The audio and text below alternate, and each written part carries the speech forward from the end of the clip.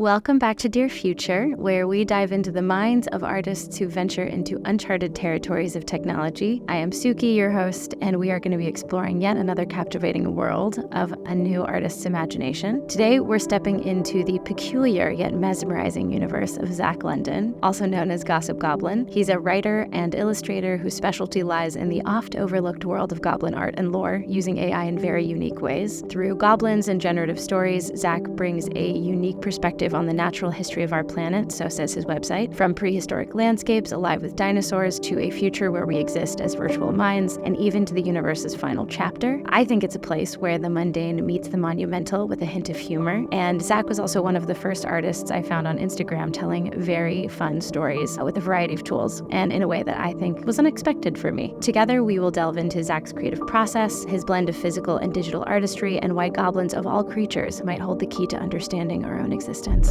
This idea that everything's been done before can be challenged. I've been dreaming of a computer like this my whole life. It really made me think more about how our brains work. It's not coming from anywhere else. It's only coming from us. Dear Future. Zack, welcome to Dear Future. Thank you for having me. I was curious what my intro would sound like. How did we do? Did I use oft overlooked in a cohesive way that made sense with your universe? I guess so. I don't know. I'd never thought about it that much. You know, you have to write a bio and then you just don't change it. And forever it lives on the internet as a relic of your existence. I want to know, before we get into all of the art and the mythology and your process, I want to know, why did you pick this creature of all creatures? I don't know. It's the internet. You know, you have to commit to something and then you're just stuck with it forever. So when I was making Instagram like 8 years ago, most of the names I wanted were taken. I was just wrote Gossip Goblin, wasn't taken, and here we are. So I think goblin's just a placeholder. It's just like a filler word for creatures, you know? And what drew you to these creatures? I've seen a bit of your illustrations and the work that you do. How did you get into this more mythological space? Probably the most linear answer is that I think all young boys, at least in the early 90s, had a choice. You know, when you're like 4, you get to decide one tech tree that you build on. It's like dinosaurs, construction equipment, planes / like military stuff, trains, which no one wants to be that. That's by far the worst choice, obviously. You're destined for just a sad life ahead. Tragedy. Or like balls, like sports stuff. And I picked the dinosaur track. Got it. And that translated into my parents being very supportive of that. And obviously they weren't able to get me living dinosaurs, but we always had tons of reptiles in the house. So they kind of fed that interest. So we had like reptiles of all sorts, like giant tortoises, ambiguous if you can legally own them in California, but we had a bunch. Love the gray area. Like chameleons and like monitor lizards and pythons and all sorts of stuff. So I guess in some subliminal way, that's probably like the origin of creature arts. Like I look at my earliest like childhood drawings and it's just dinosaurs and lizards and an 8-year-old's version of like those early British naturalist illustrations. And then it just didn't go away. I kind of drew the same content until I went off to college and got a slightly more formal education. I majored in sculpture, so not quite illustration, but kind of continued that theme. And yeah, it just kind of pervaded, I guess, my craft ever since. And what made you decide that the world of not caretaking reptilian creatures, but actually drawing them, representing them, and being in the visual arts was going to be your path? Yeah, I majored in sculpture and anthropology, very lucrative double major, with the assumption like I'd figured out I'd go to law school or something because I just wasn't exposed to like what can you do with those degrees. And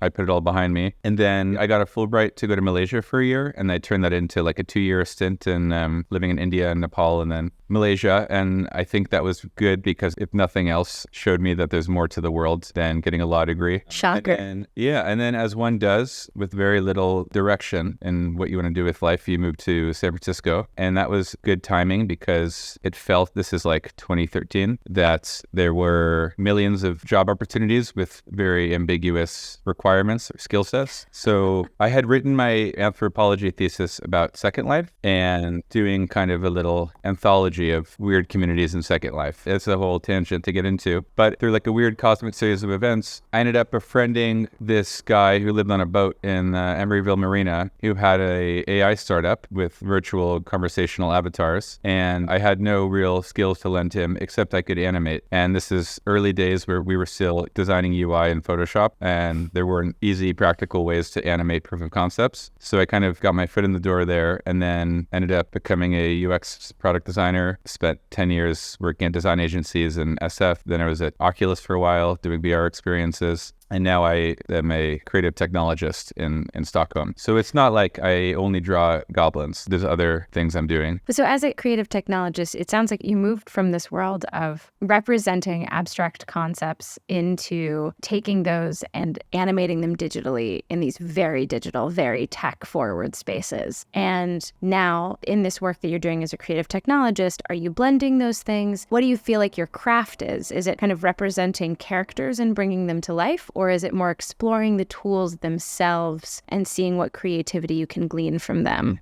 I don't want to offend product designers, but I guess because I've kind of been in the agency world for most of my life, you're never really very good at anything. But there is a strength to being mega generalist. And when I mean like mega generalist, I mean it in like whatever. There's people who are a million times more experienced than I am. But I feel like I had a very, very hands-on 10-year rodeo in San Francisco at a pretty prominent agency. So every little mini 2-year tech revolution of the 2010s, I was there for, from like when everyone said IoT is the next big thing to like, oh my God, food robotics to Web3 to AI to whatever. Every little paradigm, as working in an agency, it was kind of like, all right, well, the VC money is clearly rolling into, whatever, the scooter economy, the fucking robot barista economy, the drone economy, the augmented reality, and it was like, okay, so now you work really deeply on what's the future of like micro mobility, what's the future of like, how do you interact with the robot barista? So it's like, you go really, really deep, but not for long enough to really develop any expertise. And it's like, boom, fuck it. Who cares about food robots? All right, let's talk about drones now because,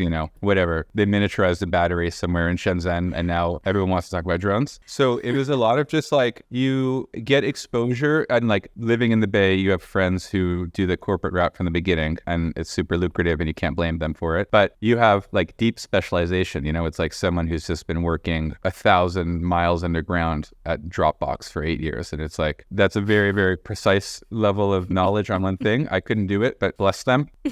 But I think instead it's like, okay, so I don't really know how to do anything that well, but I have exposure to more things than most people, albeit I'm not really good at any of them. But again, it does make you kind of agile in a way where it's easy to pick things up really quickly and fuck around and get to like a cursory level of knowledge to mess around with it. And so I think I wouldn't say I'm great at anything, but luckily there is no learning curve to this new wave of AI tools. Anyone who says otherwise is trying to make themselves look good. Well, so tell me how you first discovered that when you confronted it, as you've been privy to so many different waves of the technological fads coming and going, and maybe avoiding getting stuck into one particular product 50 miles down. But when this wave of AI first started to reach the shores, where were you? What were you doing? And what did you think when you started playing with it? I think I was fucking around early on with a lot of tools and I was super excited about it. But again, I don't know when we can say Gen AI started. Like it's been around forever. Maybe it's been around for 2 years. Whatever arbitrary threshold we set for like, this is when generative visual AI hit the mark where it was like worth paying attention to. So I think during the very prolonged meme era, there was like cool because it was glitchy. And there was definitely a subset of like, do you know the acronym TPOT? That part of Twitter? Any conceivable niche or interest, there's some really insular, hostile, closed off group on Twitter or Reddit that discards it. But I also look at them with jealousy. Like I wish I was, in their club. Yeah, we all search for belonging, even if we don't want it. Yeah. But no one sent me an invite. Me either. I really hated that nobody sent me like a nice card being like, would you like to join our club? Instead, everyone's walled off their gardens very, very intensely. I have a real chip on my shoulder. I'm not in, no one's invited me to any of these little fucking cliques. I feel like everyone else gets the megaphone all the time but me. But it's fine. I can build my own little goblin army in the corner. Oh, it's going to be great. The uprising will be truly vicious. It's happening. People can ignore it, but I've coming up on 700,000 followers, and they're vicious as well. So I bet. Yeah. I guess that was a bit of a tangent, but I feel like probably 2.5 years ago was when I thought, okay, we're kind of approaching the level of fidelity where like, this seems exciting. And I remember there was one day at work where I was fucking around with Dolly and it was really good at making shoes, like crazy shoe prompts. And I just thought it was so exciting. And a lot of my coworkers just shrugged it off, and a few thought it was really fun. And we had our own little clique, actually. So I was lying. I do have a clique. They're not on the internet, though. They're like humble Europeans that they don't want to like conquer the world, or conquer Twitter at least. So then with a few friends, was just messing around with stuff and following it closely. Midjourney came along, and that was cool. And that, I think, is kind of when I started playing around a lot more with like, well, what can you do now if you can create any piece of media instantaneously? I have a lot of artist friends who were really disheartened because what does it mean if you're a craft? Like personally, my illustration work is heinously time consuming, 150 hours for a drawing, and more than 150 hours. It's like a lifetime to get to that style and skill set to then execute that. And now there's no learning curve. You can be functionally illiterate. I mean, you can smash your hand on the keyboard and Midjourney will shoot out a beautiful prompt. And, in the attention economy, like no one gives a fuck about your process. It's like, hot girl, or like, look, robot, mint it. And so in that sense, I was a bit like, okay, I have no problem with AI art, but I also think that it's a conversation that's a little bit tricky. And I've had it so many times that I'm not interested in debating it. But like, yes, no one is really an AI artist. Like, you were an artist already that uses AI. The end result is not really yours, at least when we're talking about imagery. You are more like a curator or some kind of operator. But yeah, I had a little bit of trouble reconciling like, okay, so should I just stop drawing? Because I don't have a lot of time and pretty sure it's pointless to draw anymore. But then it was like, okay, but there's so many cool new things you can do. So I did this short kind of photo essay series, kind of Nat Geo, like a little offensive, 80s travel writing, a little Orientalist, but within reason. I think it was tasteful. And it was about this place called Urumqi, which is this kind of Soviet satellite state in the Altai Mountains, so like on the outer edges of Mongolia. And it was this photo essay where I would write these short little articles about different rituals and stuff. And I kept it all fairly believable, like nothing is crazy. And I think with AI, everyone drifts to the extreme. It's like cyberpunk dystopian goddess, like, it's like everything is Michael Bay caps lock hyper polish. And this got a lot of traction because it wasn't so extreme. It was just like, not to pat myself on the back, but like, just because AI is a superpower doesn't mean you have to go fucking balls out and like everything has to be super sexy supermodel. She's half cyborg in Neo Tokyo, and like her boyfriend is like a lion robot kind of shit, which I feel is like pretty much AI in a nutshell. Yeah. Which is why it's just maximalism at all times. Yeah. Just to get to the end, I think AI should be banned across the board. After what I see on Instagram and Twitter, it was a big mistake. It was a mistake. I mean, I can only benefit from its existence, but I'm willing to pull the plug. Yeah, that's good. Experiments over it. In some ways, you also were one of the first people to really tell these very dynamic stories. I think the first one that I saw of yours was like a garden gnome talking. And it was very captivating because I think you were the first to really use maybe some lip syncing, or you were thinking about it in really more expansive ways. I want to know a little bit more about those experiments. I'm happy to talk about that. Yeah, so I was doing that first, and then I was like, all right, well, whatever, it's just images. I have other things to do. And then when Runway first came out and it was only text to video, I remember I made a video that I thought was really cool and I showed it to a bunch of people and they didn't seem to get it. And people who I think fixated a little bit too much on the details, and I was like, yeah, but whatever, it's going to get better. But point being, like, it's fucking nuts that this exists now. Like, you guys are too jaded. And I kind of stuck with it. And I remember this is like a year and a half ago, maybe. I spent a while experimenting with like different movie types and like trying to figure out like, what is this conducive to? Because everything is very hazy. And I don't just mean technically. I guess, to use the analogy, with my art, I'm very like precision oriented. Like, I'm all about control and precision. And I really, really don't like when like you do not have control over the medium. And obviously, like, there are many artists who are the kind of the opposite. We're like, no, the medium is part of the process. And I reject that. I want to have creative agency over the full process. I don't want to relinquish the end result because whatever. And that's why kind of hard to do that when you work with clay. But with AI, it was very similar, where it was like, this is really frustrating because you have a vision and it's very, very hard to get it to do what you want. And a lot of artists, I think, were very successful early on in just relinquishing control. And obviously it spawned this whole genre of like weird glitchiness where people actually celebrate the fucking body horror and like the cursed imagery. And the weirdness of it. Good for them. I'm happy for them. There's certainly an audience for that. And it is probably the fastest way to grow an audience on TikTok is just to glitch, body horror, people melting and stuff. But to me, it was like, okay, but this is, again, fixating on technology from the other end, which is like, yes, let's push this a bit farther. Yes, it's cool. There's a new vernacular that's created because AI has created all of these new visual metaphors that like didn't exist totally unintentionally. But I'm kind of like, all glitch art's the same. You can't really put your name on it. But then I think Runway was getting incrementally better. And then it kind of hit me one day where I'm like, we're really almost at the point where you can tell a story like this. And so, yeah, I made this video of this gnome walking through a forest, and he finds a truffle, and he kind of waxes poetic about it's beautiful and it's like bustling with life. And then he like yanks it out of the ground and puts it in a stew. It's this short little 30-second thing. And it didn't take long to make, but now this is the most copy-paste work stream there is. But it wasn't intuitive then, but like this is how you would string these tools together. And I'm not going to say I was the first, but I would certainly say prove me wrong. I think I was, but among the first to start doing these narrative bits where it's like you can tell a story, you just have to accept that like you won't have full control and you have to try your best. And I think it's less about just saying YOLO, whatever. The gnome, if he shifts into a tree, I push that out. You got to show AI who's boss. You got to pull the reins a bit. Rocco's basilisk aside, you do have to be pushy with it and throw it around. But it's more like you have to have a story, and how you actually execute that is going to be a lot of back and forth. And it does actually trigger new storytelling techniques like the cinematography and how you show it. And it's like, all right, well, it is fucking impossible to show someone running. So like maybe there's a more creative way to visualize that. But now the narrative doesn't quite align with what you're showing. So you kind of rewrite the script and morph it back. And you end up having this dynamic back and forth where you have to make these concessions because AI is limited in some ways, but then it opens up new territories because, it's really good at whatever the style. And then you end up with, I think, this very cool new form of storytelling. And basically, I made that video September 5th of like 2023. And I've basically done a video a day ever since with the same guy. So if you were to add all the videos, it's like 3.5 hours maybe. It's not a linear story. It's episodic. And then you'll get like 20-part episodes. And then you'll have a return to the old style. Some are very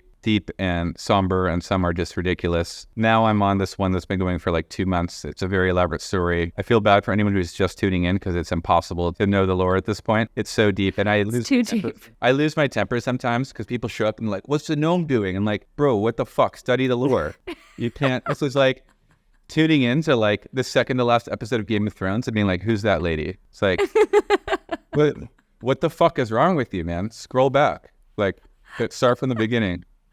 But so it's been going on for a long time, and it's been fun. And obviously the tools have evolved so drastically that it's kind of crazy. And in a way, I think my work maybe suffers a bit because I'm so caught up in actually executing on this incredibly long story that I don't think there's anyone who's done anything similar. And in many ways, if I could have channeled that time into like, maybe let's go for quality here and let's like pause and think about how we can do something more well made. But I'm kind of too deep now. You just got to run with it. So I want to get to the lore afterwards because I think that's a huge part of what I found fascinating about your work. And also, I definitely have not followed in the recent lore. I tuned in early and then I was like, I need hours for this. But I also recognize that what is challenging about AI is that as somebody who, I studied documentary filmmaking, and a lot of it is really like, how can you piece together the story from the collage of moments that you're gathering in someone's life? And so oftentimes editing with AI can feel a lot like doc editing because you're just really stringing together moments and hoping that it's not a montage, and you're trying to figure out how to build a scene out of moments that are sometimes very disparate in time and space. It's like a limitation and a challenge that is forever going to haunt me. But I'm curious for you, you were talking about how the early process was not intuitive, and yet you found a way to string together these different technologies so that you could get a story out of it. I want you to tell me a little bit about what that process was and then what the process is now.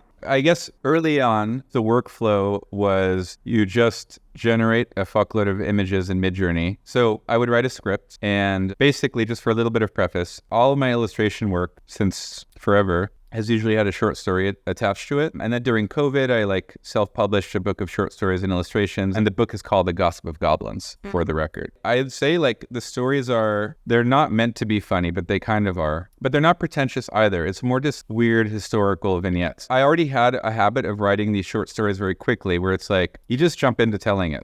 It doesn't have to be the best. You just go for it and pare it down later. And one of the unique challenges, obviously, with AI was okay, but when you're writing the story, you have to tailor it to what's possible. Like you can't show a lot of these scenes. So you actually have to kind of, in the back of your head, write something that you know is technically possible to visualize. And obviously, you mess around with Midjourney or whatever tool you use long enough, and you start to intrinsically understand the limitations and write a story accordingly. And then, you know, I, for instance, would give ChatGPT basically like a 200-page document of all my short stories and be like, you understand my writing style now. Here's an outline of a script. Can you turn this outline into 75 words, which translates to 30 seconds, which is how long a video should be. And then, you know, AI spits out something that's like a very weird caricatured version of what you wrote. Like it doesn't feel like you, but it's much easier to edit the scaffolding of that. And then so it's a back and forth. So sometimes I write everything start to finish. Sometimes I write outlines, ask ChatGPT or Claude to emulate me, and then I go back and cut it out. Sometimes it triggers a new idea, but there's that iterative process. And then it was really a matter of just churning out tons of images in Midjourney. And of course, there was no character reference back then. So how do you get the same character more than once ever? Well, turns out that a old man with a white beard and a red gnome hat and a blue cloak, they all look the same. Not to be racist, but you know, all gnomes look the same. Gnomes would beg to differ. Well, the gnomes that I'm interested in showing, Fred Vogue, they all look the same. He looks close enough seeing the scene that it doesn't derail everything where you're like, wait, who the fuck is that? But then obviously like tons of things are weirdly hard to do. So yeah, you had to just get a ton of images and then hope that half of them might vaguely animate in a way that doesn't distract from everything. And then it was, just basically creating a voiceover with 11 labs, animating a fuckload of clips, and then trying to string it all together. Like you said, cherry picking the things that the visuals that roughly correspond. And then as you do it more and more, you get a kind of a feel for what works. And then with every subsequent Midjourney release or every 11 labs release or every runway release, things get better and you can open up your storytelling process. And then, for instance, the narratives that always had to be fairly contained can start to expand and be a little bit more elaborate because you are able to visualize wilder things. And then it's like, okay, well, that kind of steers your storytelling in a new direction. And then I think because I've been doing this all so fast, I'm not really that sentimental about each video.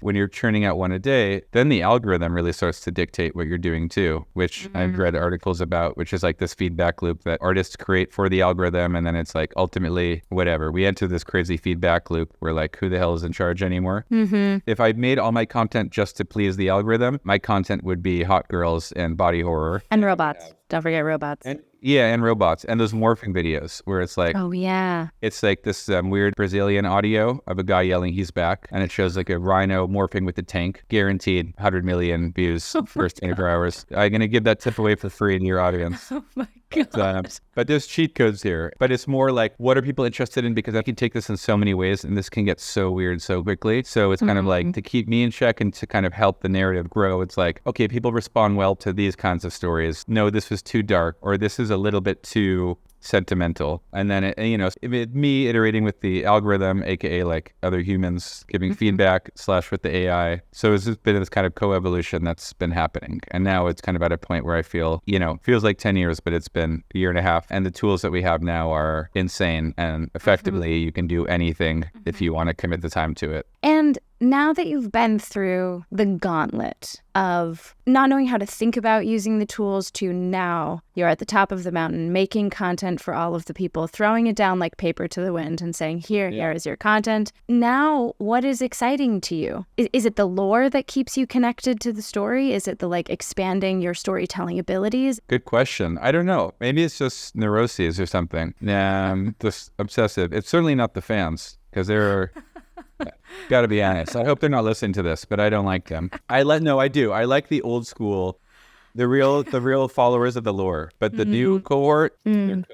The youths, the youngins, the hooligans. It's over for them. I guess it's a mix of everything. It's exciting. And I don't mean that. I really it's so fun because I don't want to keep fixating on the audience, like whatever. It's just who gives a fuck how many followers you have. There's a very fucking large, responsive, interactive community. And it's very fun that you've created this little world that other people are happy to go along for the ride. And I really like that. And you have a sense of ownership over this very expansive universe you've created. And it's very different. I mean, there's weird parasocial relationships that form from it, but it's very fun to tell a story that like people are on it. And like, I don't want to get into the lore because that could just take years to cover. But it's so funny. We're like, whatever. The Fred Vog is this gnome character. And we basically just watched like hundreds and hundreds and hundreds of episodes of just him doing every conceivable thing. Effectively no scenario that Fred Vog hasn't somehow been implicated in. And finally, like now we're on this almost like 40, 50, 60 episode saga where this is Tea Party of the Gods. And this is like a special. It's like a 3-minute episode. And the gods are all too polite to take the last crumpet. And it evolves into this Ragnarok and all the gods vanish. And this is the smoldering crater. And then we see that for 5,000 years, humanity did fine without the gods. And then, though, the demons of our world started to emerge in 1923, to be precise. And then now it's like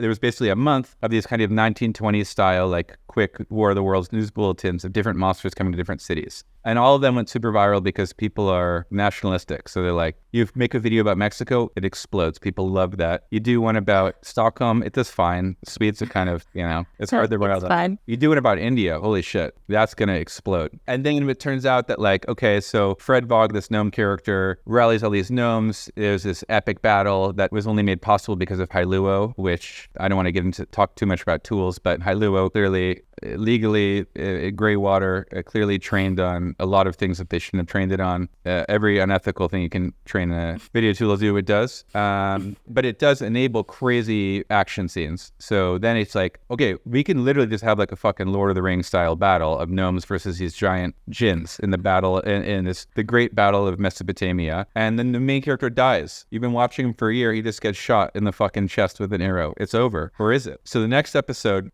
Fred Vog goes to purgatory, and he's just wandering purgatory. It's a very sad, sullen episode. At this point, not using music from Instagram anymore, but Suno and Udio, you can create insane soundtracks. And I feel bad because my girlfriend, I was having her create music. She was very excited to create music, and I told her she was fired. She's not fast enough. But horrific. Each episode can have like a crazy score and feel really cinematic or like very, very weird, like kind of Brian Eno purgatory ambient. And then anyways, Fred Vog meets this fruit fly. He doesn't step on it, even though he could have. And it turns out that it was the god of all gods, this like Yeti creature in disguise. And I'm going to stop right there and say that was a reference to a video that I made like 11 months ago where Fred Vog is in a garden and he meets this fruit fly that only lives for a day. And it's then the fly says like, don't pity me. And it talks about like how he experienced a full lifetime in a day of like finding love and watching sunset and drinking nectar, and then he dies at the end because they live for a day. It was the same fruit fly that ended up being the god of gods 9 months later. I didn't even know that because I totally fucking forgot that episode ever happened. However, like dozens of people were like, oh my god, and like leaking the video to me. And it was like, okay, it's like you have all of these little internet scholars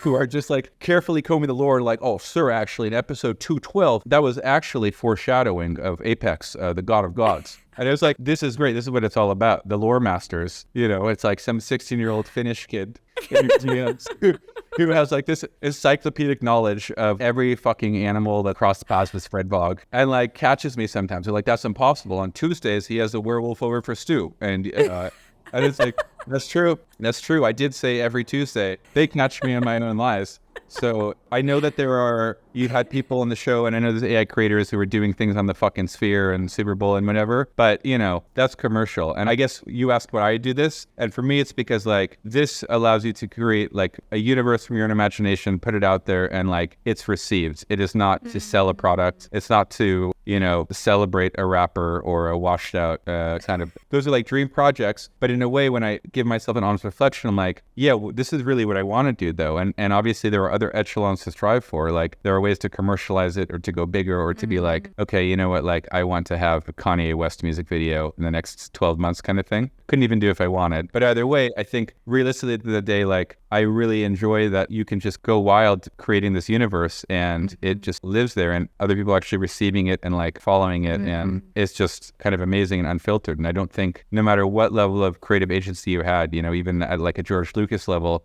previously the amount of filters between your idea and the end product is so vast and the teams are so vast and the hundreds of, if not many thousands of people who are in VFX and set design and script writing and blah, blah, blah till the very end. I just don't think that there's ever been a moment in history where there's basically such an unfiltered mode of telling these like very vivid stories and to the world and being able to kind of get instant feedback and engagement and kind of build that loop. That's so beautiful because it's such a reflection of also the world that we live in, which is essentially creating a very niche and specified community that is like a very deep audience. You know, like you have built a crowd of people who are listening to and captivated by the stories that you are telling. And I would say that when you're looking at that level of dedication and commitment to the story and the lore, I mean, I would say that there are many screenwriters that I know who have been chasing being able to tell a story that could captivate, you know, a group of people in a room just to get a chance to be in a writer's room, you know. And I think what is so beautiful about your path is that you have taken your own way to arrive at a place that so many aspire to do, but do it through very conventional means. And this is an opportunity that people don't have to go through those same well-trod paths. And actually, you can get a shortcut in a very specific, unique way that's very true to you. Yeah, totally. I have one last question, which is, what would you want to say or ask as a time capsule message for the future, starting with Dear Future? I'm sorry and good luck, I think is what I'd say. I don't know. I think the future, I am optimistic. I think, well, there's reasons to think that things are going to be very, very, very, very, very, very, very bad. On the flip side, could be great. So may you live in interesting times. That's what I will tell them. I love it.